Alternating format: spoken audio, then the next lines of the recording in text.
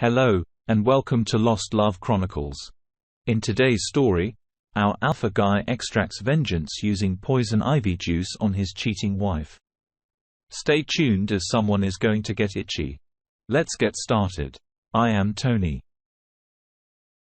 28 male met Kathy 24 female, who I believed was my soulmate. We shared a loving relationship that lasted for about 2 years, culminating in a grand wedding after a 10-month engagement. Her family was well off in a quaint southern town, and we were both pursuing our educational goals. I was working hard to support us while pursuing a master's degree in engineering, and she was in the final stages of completing her doctorate in anthropology. During the summer, an enticing opportunity arose for her.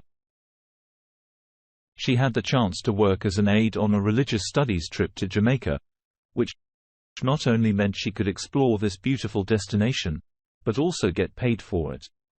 Initially, I saw no downside to this arrangement, except for missing her and being home alone for 6 weeks. Unbeknownst to me at the time, it turned out that she had been engaging in a passionate affair with a professor who was already 55-year-old. Had arranged the trip. This professor had previously been a part of our lives, having hung out with us, shared in some of our experiences, including smoking my weed and drinking my beer. I had considered him a friend and had no reason to be suspicious. As the months passed, it became apparent that this trip was a way for them to carry on their romantic involvement across the beautiful landscapes of Jamaica. I remained blissfully unaware of the situation, keeping myself occupied by taking on extra work shifts as I couldn't match her earnings from the trip in our shared accounts. To my shock and dismay, one of the students who had been on the same trip reached out to me to reveal the truth. At first, I found it hard to believe, dismissing it as hearsay.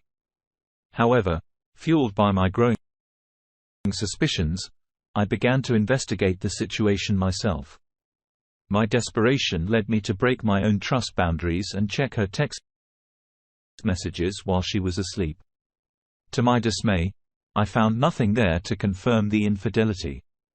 But then I noticed a few voicemails. My curiosity got the better of me, and I decided to listen. It was in one of those messages that I heard the voice of the man I had considered a friend expressing his excitement about their secret rendezvous in Jamaica. This discovery shattered the illusion of my relationship and left me in a world of emotional pain and confusion. I went through her laptop and uncovered a series of emails that mocked me for being unaware of their passionate affair, often even taking place in our own bed. Kathy even mentioned how she loved the new positions that her app taught her. The app professor also mentioned how he loved the way Kathy could ride. They seemed to derive immense joy from my ignorance, and it was heart-wrenching to read. As the days went by, it became increasingly apparent that they were also exploiting my homemade weed-infused lube, a product of my hard work, to enhance their intimacy. This revelation filled me with unreasonable anger. I felt like a complete fool for not having seen the signs earlier.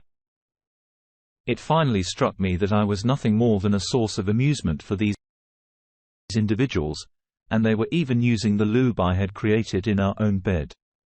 At this point, I was no longer hurting.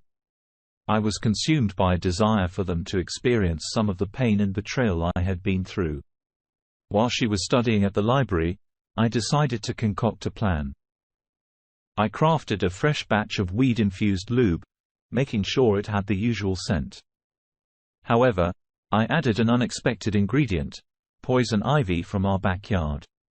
I filled the spray bottle we typically used for application during intimacy and waited for a few days. If you liked our story so far, please subscribe the channel for more such chronicles. I tried to keep myself occupied by working extra shifts to stay away from the house as much as possible.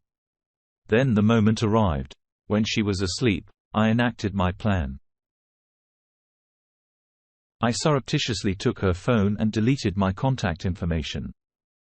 And an eventual move, I switched the professor's phone number in her contacts to mine. I couldn't sleep because I was anxious like a little kid on Christmas.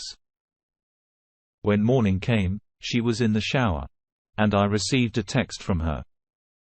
She asked if I was okay because she felt itchy. This was the moment I had been waiting for. I texted her back pretending to be the professor she had been involved with. I told her that I had herpes and that she probably had it now too.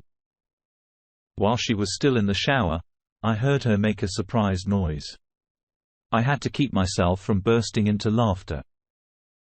Then I continued texting her pretending to be the professor. I said that I wanted to end things because a new semester was starting.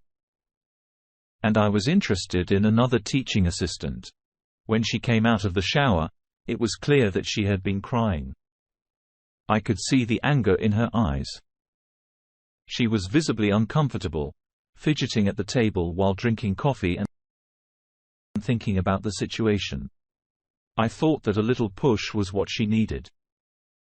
She received a reply to her angry and sad messages which basically said, "Thanks for the good times, but can you keep this a secret between us? I don't want to ruin my chances with anyone else."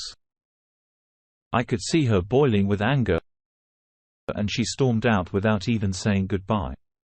I had a feeling she was headed to her professor's office. I quickly started up her laptop and set it to reformat, erasing her dissertation and any related notes. Then I rushed to campus, parked a little distance away, and hurried over to his office. When I got there, she was yelling at him for giving her herpes. There were quite a few people there, professors, students, and other faculty members. She was crying a lot in front of her peers, and he looked extremely embarrassed and confused. At that moment, I felt a strange satisfaction, not even caring that people might think she had herpes. However, what happened next was quite intense. The situation caused a lot of chaos and trouble in the departments. He ended up losing his job due to a violation of the city's code of conduct. We got divorced the following year. In our state, the law required us to be separated for a whole year before we could officially get a divorce. When we split, I got to keep most of our savings.